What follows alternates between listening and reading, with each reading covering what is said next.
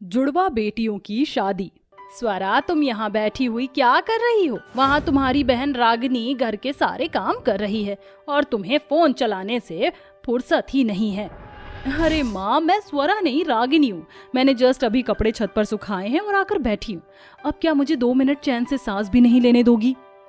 अरे ये क्या, मुझे लगा स्वरा यहाँ बैठी है, लेकिन समझ ही नहीं आता। तुम दोनों के चेहरे इतने मिलते जुलते जो हैं। स्वरा के पास जाऊं तो रागिनी होती है, रागिनी के पास जाऊं तो स्वरा होती है। अब आपने जुड़वा बेटियां पैदा की हैं तो ये सब तो झेलना ही होगा। कोकिला बड़बड़ाते हुए वहां से चली जाती है। एक तरफ उसे इस बात की खुशी भी होती है तो दूसरी तरफ वह अपनी दोनों बेटियों से बहुत ज्यादा परेशान भी हो चुकी थी, क्योंकि उसकी एक बेटी इतनी ज्यादा शरीफ थी कि वह किसी से कुछ नहीं कहती थी, तो वहीं उसकी दूसरी बेटी बहुत ज्यादा चालाक थी और हमेशा उसको बेवकूफ बना दिया करती थी। इधर कोकिला अपनी बेटी रागिनी को पोछा लगाते हुए देखती है। अरे वाह, तुम तो यहाँ काम कर रही हो। चलो अच्छी बात है, घर के काम करने बहुत जरूरी होते हैं। थोड़ी देर बाद मेरे साथ बाजार से सब्जियां लेने चलना। ठीक है माँ, पहले मैं घर के सारे काम कर लूँ, फिर हम एक साथ चलेंगे। तभी कोकिला की नजर रागिनी के हाथ पैर पर पड़ती है। उसके हाथ पर वही काला डोरा बंधा होता है जो कोकिला ने उसे बांधा था, जिसे देखकर वह अपने सर पर हाथ रखकर कहती है, इस लड़की ने मुझे फिर से बेवकूफ बना दिया। हमेशा की तरह ये मुझे बेवकूफ बना देती है। तू स्वरा नहीं बल्कि रागिनी है और स्वरा ने मुझे तेरा नाम लेकर झूठ बोला। अभी इसकी खैर लेती हूँ। कोकिला अपने कमरे में एक छड़ी लेकर स्वरा के पास पहुंच जाती है, जहां वह उसे ठीक करने के लिए उसके पास जा ही रही होती है। लेकिन स्वरा अपनी माँ की मार खाने से यहाँ से वहाँ भागकर अपने आप को बचाने लगती है। ये क्या कर रही हो? मुझे लग जाएगी। मुझसे दूर रहो, मुझे माफ कर दो, आइंदा ऐसा दोबारा नहीं करूंगी। सॉरी माँ, सॉरी। ऐसा बोलते बोलते वह अपनी चप्पल उठाकर घर से बाहर निकल जाती है। बस करो माँ, अब उसके पीछे क्या ही भागोगी। इस लड़की ने मेरा जीना हराम कर रखा है। अब क्या बताऊं, हर बार धोखा दे जाती है। अरे माँ, छोड़ दो ना स्वरा को। आपको तो पता ही है वो कितनी चंचल है। अच्छा माँ, मैं ये कह रहा था कि मैं जब रास्ते से घर लौट रहा था तो गांव के एक आदमी ने मुझे मेरी दोनों बहनों के लिए रिश्ते बताए हैं। क्या कहा? रिश्ता कौन है? कैसे हैं? हमारी बेटियां वहाँ खुश रहेंगी या नहीं? पहले ये सब जानना भी तो बहुत जरूरी है। अमीर परिवार से रिश्ता आया है माँ। परिवार भी बहुत अच्छा है। मेरी दोनों बहनें वहाँ पर खुश रहेंगी, ये मेरा तुमसे वादा है। अगर तू अपनी बहनों के लिए सोच रहा है तो तूने अच्छा ही सोचा होगा। चल ठीक है, तू रिश्ते की बात कर ले। रागिनी तो समझदार है, बाकी स्वरा को मैं समझा दूंगी। अपनी शादी के बारे में सुनकर रागिनी शर्मा जाती है और वहां से चली जाती है, जिसके बाद वह घर के सारे काम करके जंगलों की तरफ पहुंच जाती है, जहां नदी किनारे उसकी बहन भी बैठी होती है। मुझे पता ही था तुम यहीं बैठी होगी। हमेशा तुम मेरा नाम इस्तेमाल करके माँ को चकमा दे देती हो। तुम्हें ऐसा नहीं करना चाहिए स्वरा। अरे रागिनी, तुम्हें तो पता ही है मुझे घर के काम करना बिल्कुल भी पसंद नहीं, इसलिए मुझे ये सब करना पड़ता है। वैसे मुझे तुम्हें कुछ बताना था। दरअसल हमारे रिश्ते की बात चल रही है और भैया ने हमारे लिए 2 लड़के देखे हैं, एक ही परिवार से। हे भगवान, इसका मतलब मुझे आगे की जिंदगी तक तुम्हें झेलना ही पड़ेगा। ओहो, ये तो ठीक नहीं होगा। स्वरा की बातें सुनकर रागिनी को हंसी आ जाती है और वह उसे गुदगुदी करने लगती है। इस प्रकार दोनों बहनें एक दूसरे को बहुत प्यार किया करती थी। वहीं उन दोनों को हरा रंग इतना पसंद था कि वह जंगल से रोजाना अपने लिए बड़े बड़े पत्तों से ड्रेस बनाकर पहना करती थी। माना कि मैं घर में कोई काम नहीं करती, लेकिन मेरे अंदर इतना अच्छा टैलेंट है कि मैं इस दुनिया की नेचुरल चीजों से कपड़े बना सकती हूँ। ये देखो, मैंने तुम्हारे लिए कितनी प्यारी ड्रेस बनाई है पत्तों से। ये तो बहुत ही सुंदर है, तुमने तो कमाल ही कर दिया। चलो अब घर वापस चलते हैं, सब लोग हमारा इंतजार कर रहे होंगे। अपने पत्तों से बने हुए कपड़े पहनकर वो दोनों घर लौट आई हैं, जहां उनकी दोनों भाभियां उनसे कहती हैं, अरे आ गई सीता और गीता। अरे रूपाली, ये दोनों सीता और गीता नहीं, गीता और बबीता हैं। उड़ा लिया आप लोगों ने हमारा मजाक, या और भी कुछ बाकी रह गया है? अरे नंद जी, गुस्सा क्यों होती हो? हम दोनों तो मजाक ही कर रहे थे।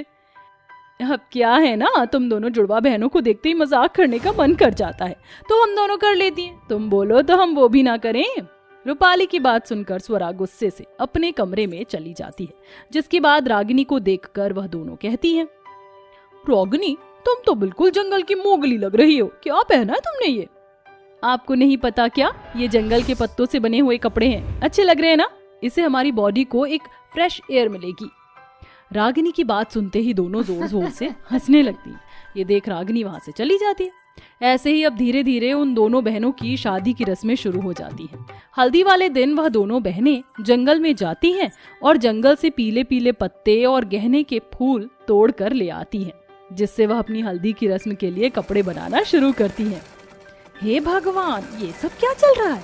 रागिनी, तुम तो समझदार हो, फिर भी तुम स्वरा का साथ दे रही हो। कुछ दिनों बाद तुम्हारी शादी है और तुम यहाँ जंगल के पत्तों से कपड़े बना रही हो। अरे माँ, आपको तो पता ही है हमें हरे रंग से कितना प्यार है और हरियाली तो हमारे लिए बहुत मायने रखती है। बस इसलिए हम चाहते हैं कि हम अपनी शादी में इस हरियाली का खूब इस्तेमाल करें। लेकिन बेटियों, आजकल मार्केट में कितने प्यारे प्यारे सुंदर और हैवी लहंगे चल रहे हैं, तुम्हें ये पत्तों के कपड़े ही क्यों पहनने हैं? माँ, आप देखते जाओ, पूरी शादी में आपकी दोनों बेटियां ही अलग चमकेंगी और कोई दिखाई भी नहीं देगा। कोकिला अपनी दोनों बेटियों की ये बातें सुनकर हैरान रह जाती है, जिसके बाद वह बाकी के काम करने चली जाती है। वहीं रागिनी और स्वरा मिलकर पीले गेंदे के फूल और हरी पत्तियों से अच्छी अच्छी सुंदर ड्रेस बना लेती हैं और अपनी हल्दी की रस्म के लिए आकर बैठ जाती हैं। उनकी पत्तों वाली ड्रेस देखकर घर पर आए हुए मेहमान तो बहुत खुश होते हैं, लेकिन कुछ उनका मजाक उड़ाने लगते हैं, जिसके बाद भी उन दोनों बहनों को जरा भी फर्क नहीं पड़ता। अगली रस्म मेहंदी की रस्म है, चलो उसके लिए भी अपनी तैयारी आज से ही शुरू कर देते हैं।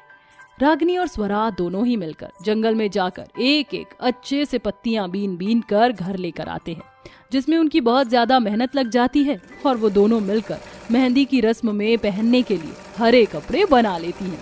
ये देख उन दोनों का पूरा परिवार उन्हें ऐसे कपड़े पहनने से मना तो करता है, लेकिन रोक नहीं पाता। अरे तुम दोनों लड़कियों ने तो हमारी नाक ही कटवा दी। इस तरह मोगली बनकर कोई बाहर कैसे जा सकता है? जरा सोचो तो सभी लोग क्या सोच रहे होंगे तुम दोनों के बारे में। हम जैसे भी हैं माँ, हम बिल्कुल बढ़िया हैं, और फिर इतने महंगे लहंगे लेकर इतनी महंगी ड्रेस पहनकर कोई फायदा नहीं। हमारे इन पत्तों की वजह से कितने सारे पैसे बचे होंगे, आप इसका अंदाजा भी नहीं लगा सकती। तभी वहाँ स्वरा के दोनों भाई आ जाते हैं और पहली बार वो दोनों अपनी बहन के सपोर्ट में बोलते हैं, बहुत अच्छी बात है, तुम्हें जो पहनने का मन करे वो पहनो, कोई तुम्हें नहीं रोकेगा। ये तो कितना अच्छा टैलेंट है माँ, आप इसके लिए क्यों बेचारियों को डांट रही हो? ये दोनों जैसा चाहेंगे वैसा ही होगा, आप उसकी चिंता मत कीजिए। अपने भाइयों को अपना सपोर्ट लेते हुए देख वो दोनों जुड़वा बहनें बहुत खुश होती हैं।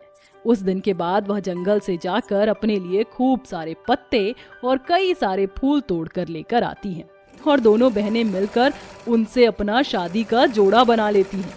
पत्तों के कपड़े पहनकर जब वह बारात के सामने पहुंचती हैं, तो उसके सास ससुर उन्हें देखकर हैरान रह जाते हैं। अरे मैंने तो सोचा ही नहीं था कि बहुएं कभी अपनी शादी के दिन पर पत्तों वाले कपड़े पहनेंगी। तुम दोनों बहुत ही सुंदर लग रही हो। हाँ, मेरी दोनों बहू बहुत ही यूनिक और समझदार हैं। पवन और ललिता दोनों ही अपने बेटों से जुड़वा बहनों की शादी करवाकर उन्हें घर ले आती हैं। शादी के बाद से स्वरा थोड़ी समझदार हो जाती है और रागिनी के साथ अपने ससुराल को मिल बांट कर संभालने लगती है, जिसके चलते अब दोनों बहनें एक ही घर में खुशी खुशी रहने लगती हैं।